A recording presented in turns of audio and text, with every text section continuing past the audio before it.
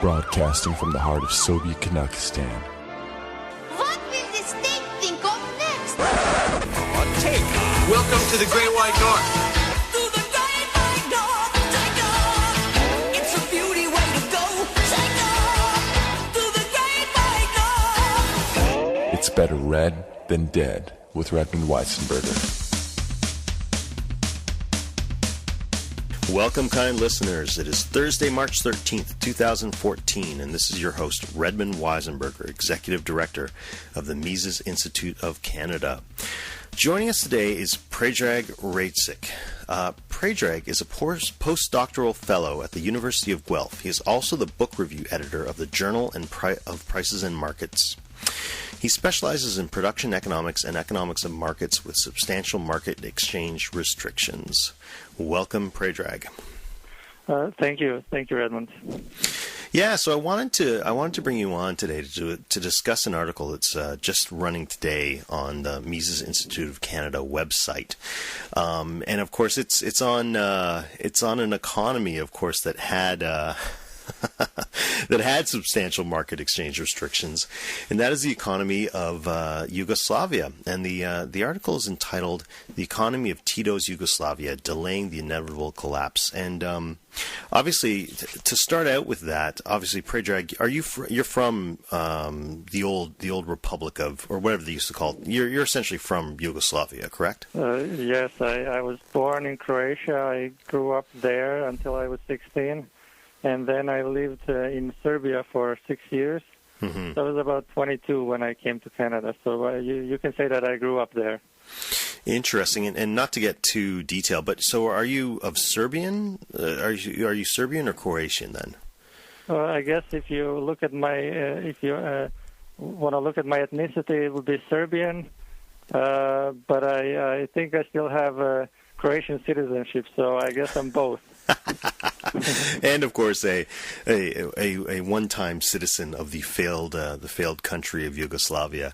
So what's this article all about? Well, the motivation for the article, as the introduction says, is basically to address some of the, I think, recent developments, or at least I noticed some recent resurgence of I would call it Yugo nostalgia among immigrants from Yugoslavia, but also people that live there. And it seems that maybe one of the factors might be the current recession motivated people to remember some time that they think was better, that they lived better. Mm-hmm. Well, of course, yeah. So, and of course, Yugoslavia at the time, I mean, especially during the 1970s and 1980s, Yugoslavia was sort of hailed as this, especially in the West, as sort of this place where, you know, the market met socialism and it all sort of worked out quite well, wasn't it? Yes, and probably more in the 70s than in the 80s. Okay. In the 80s, some of those problems that I talk about in this article came on the surface, but 70s for sure, and most Yugoslavians talk about the 70s as the golden age or whatever term you want to put there. Yeah. And so, yeah, that was common then, and there seems to be more and more people talking about it even now in those terms. Yeah, well, and especially up here in Canada, you know, I also find people who. You know, some people who are associated with, say, the NDP, which is the New Democratic Party, the Socialist Party up here in Canada, and you know, Occupy types, you know, Occupy Wall Street types. Mm-hmm. Some of the more well-read ones will say, well, you know, the 1970s was this sort of golden era of you know, Canadian socialism, where, you know, Canada had this perfect sort of balance between, you know, the government, labor, and corporations, and now it's all out of whack, you know, because of, you know, well, I mean, they won't admit because it was the crazy spending policies that they favored, but that was a problem. So let's go through. So why don't we talk about, I guess, the truth about Yugoslavia, right? So essentially, you start off the article sort of going through sort of, I guess, bursting the balloon about bursting the bubble about the Yugoslav economy, that it really was sort of an illusion. Yes, that's one of the main premises or the thesis of the article, is that even if there was sort of a feeling of well-being, that well-being wasn't built on stable foundations.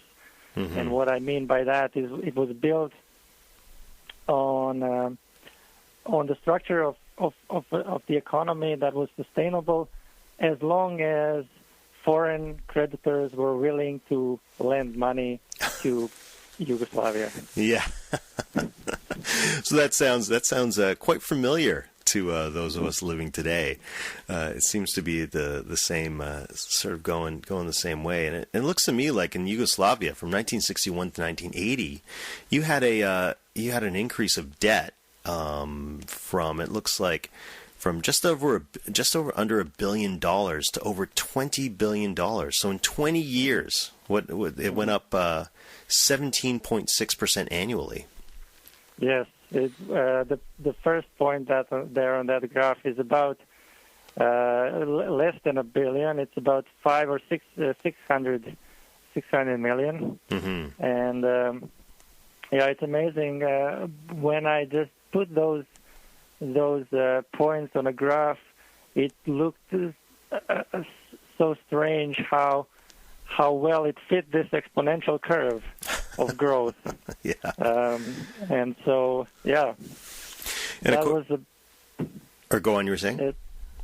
That was, growth of 17 or 18% per year, almost every year, is something that's immediately worrying when you see something like that. And of course, Yugoslavia, you had the, I guess they topped it all off, in standard fashion, with the Winter Olympics, didn't they? Yes. 1984. 1984. Yeah. So after what a perfect year for the Olympics to be held behind the Iron Curtain. Now, so one question I have though, because I guess nominally, Yugoslavia was part of the Eastern Bloc, right? During the Cold War, sort of, quote unquote, behind the Iron Curtain. So how are they able to access foreign credit?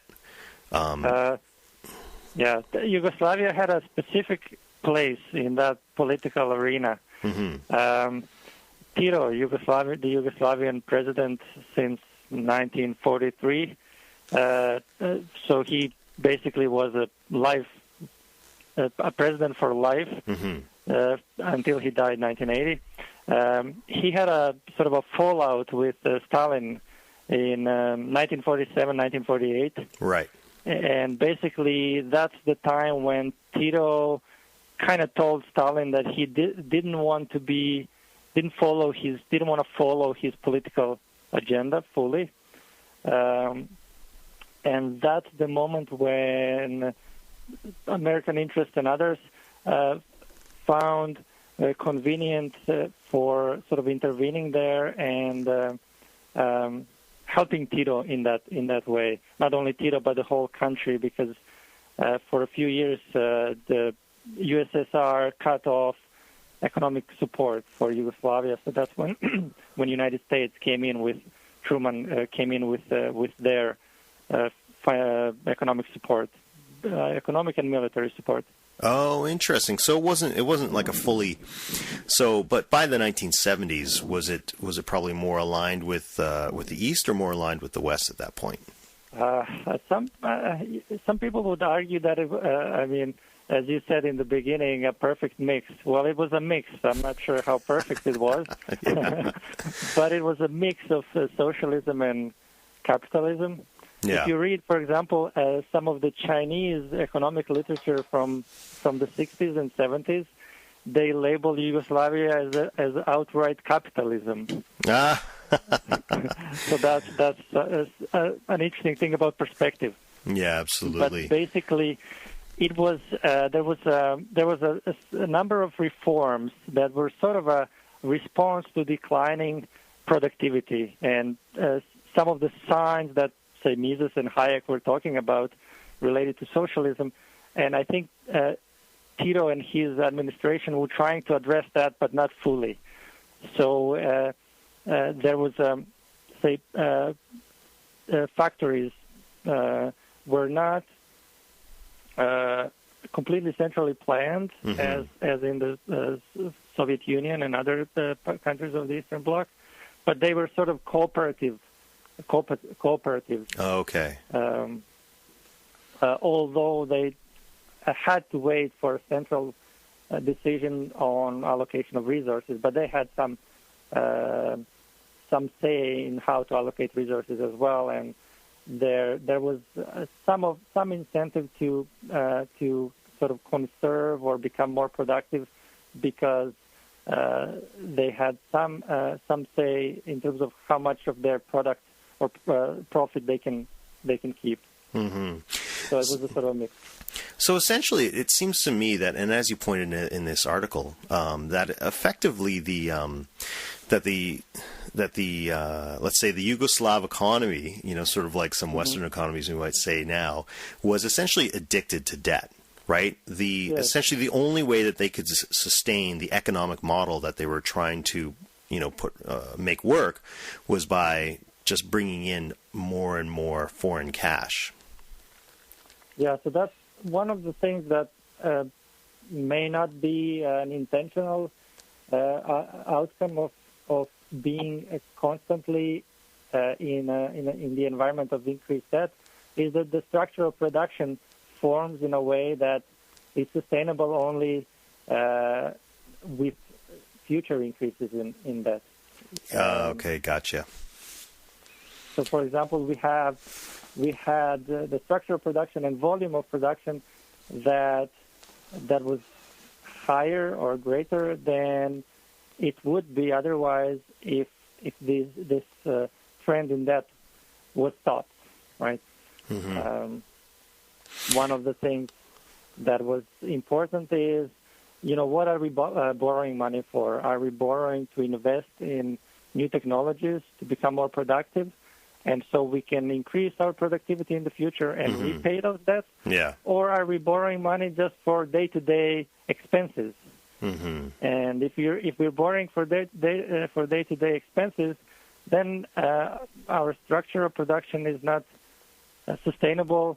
If someone if the lender says, you know what, I don't have any more money for you. Mm-hmm. And in the case of Yugoslavia, it was day-to-day expenses, so it was fuel and raw materials for production. Mm-hmm.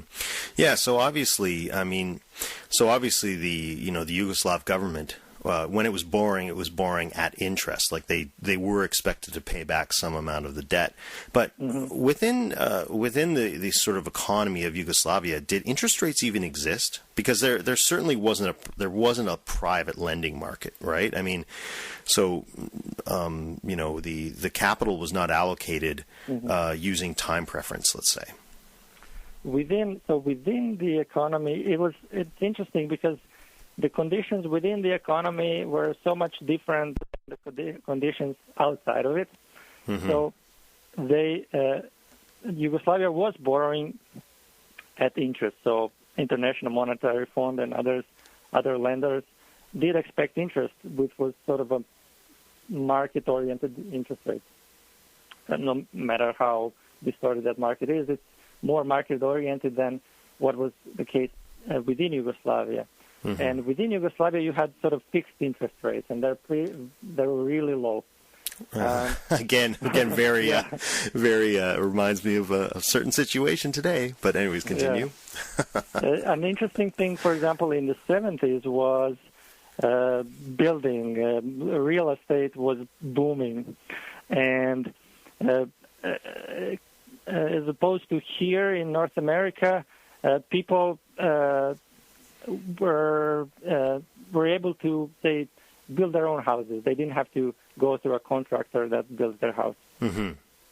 So you could, majority of the population, what they did is they borrowed money from banks, domestic banks, and the interest rate was, let's say, 1.5% or 2 or 3. That doesn't really matter. But the inflation rates were never below 10% per year. Right. And so the interest rates were fixed. So once you borrow money, you repay it at that fixed interest rate, but your wages increase with the inflation.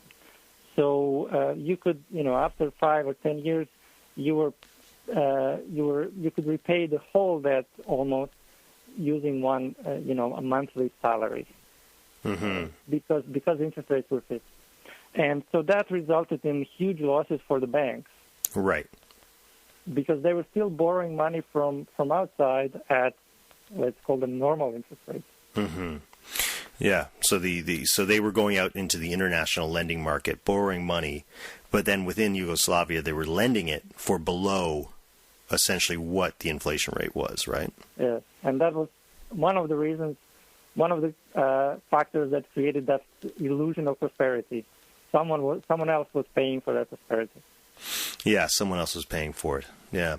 So, and then, so comparing, obviously, comparing, I guess there was an idea that, I guess after World War II, Yugoslavia was doing quite well, and again going to this illusion that it was this sort of perfect mix of a sort of a command economy plus capitalism, and so when we compare actually the GDP of Yugoslavia to all these other countries, say in Europe and around the world, time after time, it looks like Yugoslavia had a much poorer growth in their economy, and we're talking about real growth in their economy, right?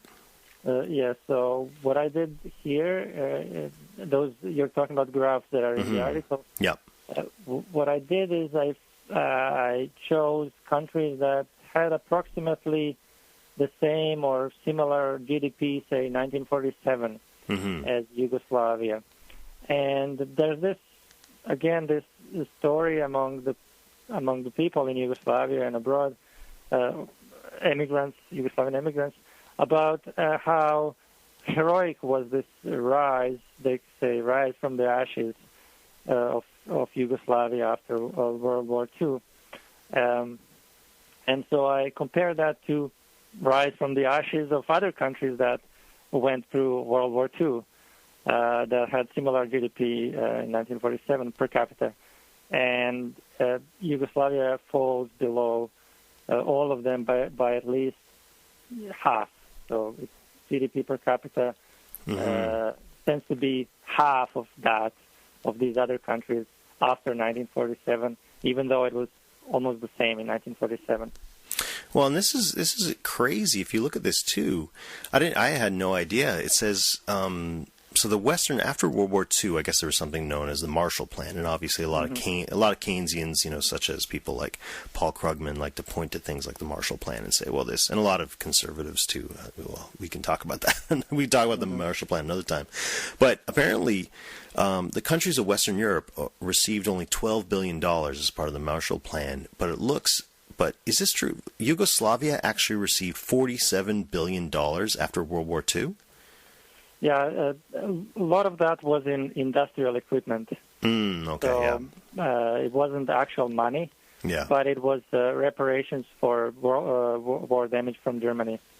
So basically what happened is Germany sent all the industrial equipment to Yugoslavia as reparations for World War II damages. Yes. But still, it's a significant amount in terms of value at that time. Yeah. So I think that I mean when you take all these things together, when you look at the real state of the Yugoslav economy in the 1970s, I think you put it well. You say that essentially, thus, the Yugoslav economy was in a terrible condition in the late 1970s, but this was masked by the increase in foreign loans of epic proportions, combined with the dramatic increase in economic emigration. So essentially, what you had in Yugoslavia was you had them essentially what you would call today, they were papering over the problems in Yugoslavia. Would that be fair to say? Yes, there were structural problems, and structural adjustments were sort of pending, and they would come sooner, depending on how soon the lending decreases. Structural changes had to happen so that the structural production adjusts to the actual productivity of the economy. And so once the source of borrowing kind of stopped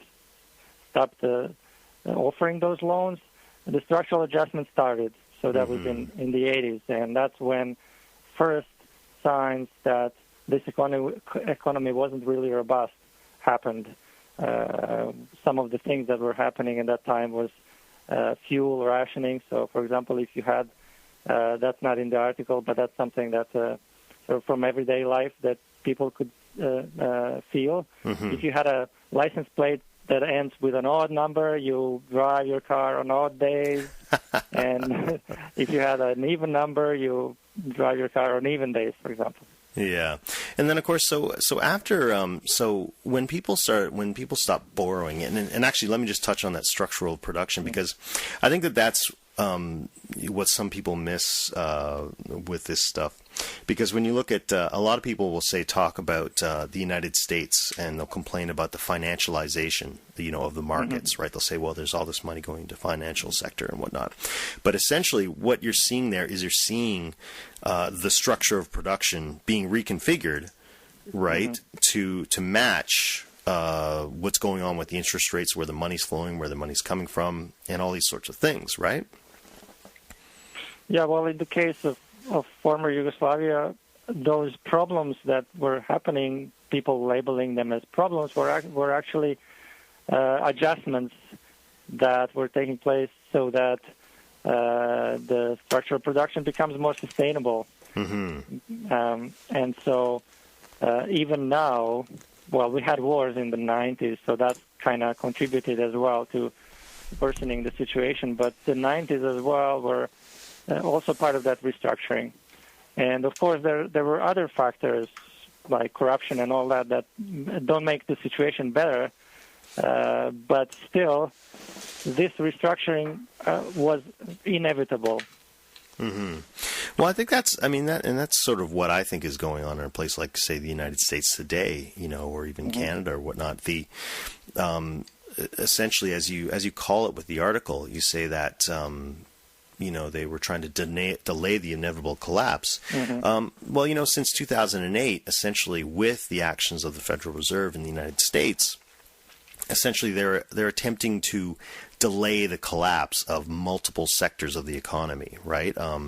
If you look at housing, they've been propping up the housing market. If you look at the banks, bailing out all the big banks so that they didn't fail, which they really should have. If you're gonna sort of move forward and create a good structure of production, and doing things like bailing out General Motors as well.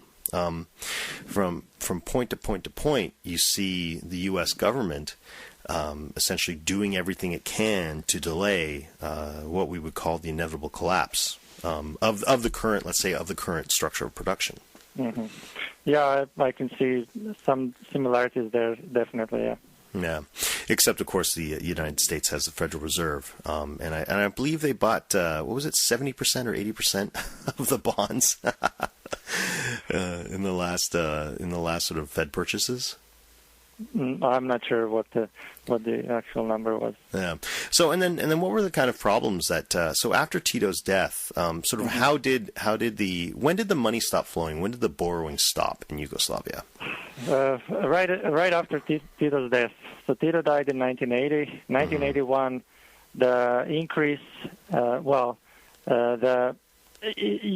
To better illustrate, the total debt in 1980 was about, say, 19 billion, and in 1989 was, say, 21 billion. Okay. So it grew by only 2 million in those 10 years, and we saw how much it grew from 1970 from 1960 to 1980. So the growth was almost zero after 1980. So the lending stopped. So what did Yugoslavia start to do? Did they start to sort of overprint their currency? Did they have sort of internal inflation in prices? How did the Yugoslav government sort of try to address the lack of funds from outside? Yes, part of the immediate problem was that they had to go into negotiations with the IMF and other lenders to delay or reduce the payments that were due. So that happened in the 80s, and basically in this debt consolidation, basically Yugoslavia was declared bankruptcy. I think it was 1983. The IMF reduced the total debt by 1.8 billion in that process. So that was one way of dealing with it. The other was, well, they had to do some agree to some structural adjustments within the economy. The IMF required that as a condition for delaying the payments. Basically, it was evident that some adjustments are needed. And yes, inflation. The inflation was, say, 40% in 1979, 1980. It reached, well, if the new bill in 1989 was 2 million dinars, so one paper bill that says 2 million dinars, that gives you an indication of the inflation rate by the end of 80s. Like regular bills were, in the range of hundreds or thousands, but they reached millions in 1989. And then I guess a lot of these. I guess there were ethnic tensions, but was it the economic issues that really drove Yugoslavia to sort of split apart? What was the main driver of that? I mean, that's a whole other podcast, but sort of just quickly. Well, there's different theories there, and some people advance the theory that it was ethnic hatred that drove the country to get apart. I think it's the economic tensions that basically fueled all the other tensions across the country. Yeah. And it's almost a shame that, well, at least one way of looking at it. If only we had the chance to observe the country without the war, we might be able to separate the economic and war destruction, and to see whether the economy declined because of its at least give a clearer picture to others, whether the economy declined because of its structural problems or because there was destruction during the war. Yeah. Well, obviously, I think, as is always, things, when times are good, people are happy and they're friendly and they can get along easily with others. And when you got a hungry belly, things are, things don't obviously, people don't get together people don't get along so well. Yes. So we're sort of at the end of this podcast, Predrag, but I guess with a minute left, would you say that the Yugoslavia of the 1970s is a model that the world should follow? Well, I guess it's pretty evident from what we talked about in the last half hour that it shouldn't be the model that the world should follow, because because that model is based on spending more than you produce, and that must come from someone else. So if the world is going to spend more than it's going to produce, that would have to come from some other planet. If the whole world is going to do that.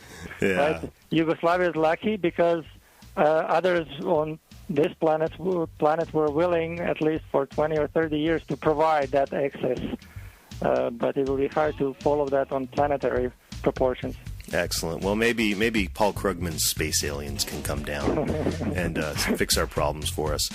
So thanks again, Predrag, for coming on. Been a great chat. And again, check your work out at Mises.ca. Again, this is the Better Red Than Dead show. Check us out on Stitcher and iTunes. Thanks again, Predrag. Thank you very much, Redmond. So that's our show for today. So good day.